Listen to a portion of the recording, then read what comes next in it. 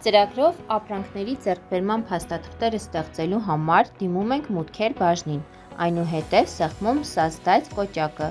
Բացված փաստաթղթում ընտրում ենք գործընկերոջը, որին նախօրոք ստեղծել էինք որպես մատակարար։ Մատակարարին ընտրելուց հետո ավելացնում ենք մուտքագրվող ապրանքը, որի համար կա երկու տարբերակ։ Առաջին տարբերակը մեզ մոտ առկա տվյալների բազայի ապրանքի ներբեռնումն է մուտքագրվող ապրանքների դաշտ, առանց տվյալ ապրանքը նախօրոք գրանցելու։ Դա կատարելու համար անցկացնում ենք ապրանքի շտրիխ-կոդը և էկրանին կհայտնվի «Загрузить из базы» պատուհանը։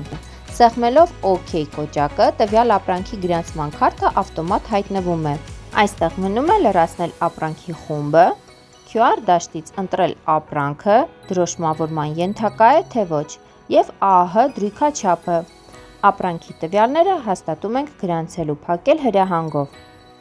Գրանցված ապրանքը միանգամից կհայտնվի մուտքագրվող ապրանքների ցանկում։ Այնուհետև կլրացնենք քանակը, քանի հատ ենք մուտքագրում տվյալ ապրանքից։ Գին դաշտում կլրացնենք մուտքագրման գինը,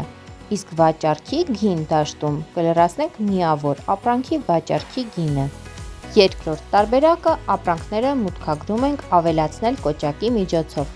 Անվանացանկից կտրենք ապրանքներից այն ապրանքը, որը արդեն իսկ կա ծրագրում, և ինչպես նախորդ դեպքում էր, լրացնում ենք քանակը,